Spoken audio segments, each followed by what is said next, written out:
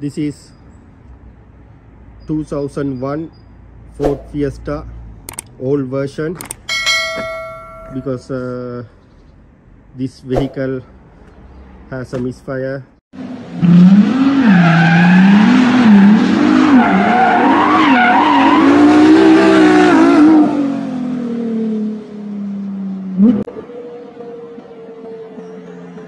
You want to find out where's the OBD port location. I'm a bit struggle. I try to find online, even I couldn't find anything online.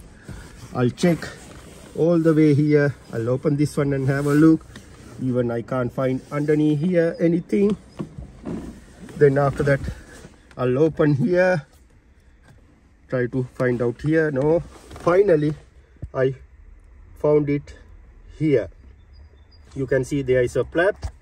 I need to open that flap using like a flat screwdriver.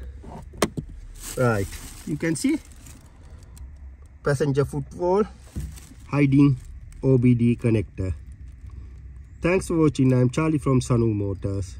If you still not subscribe our channel, please subscribe and press bell icon, then you can get our new videos. If you have any question, comments, please mention below. I'll come back to you as soon as possible. Thank you.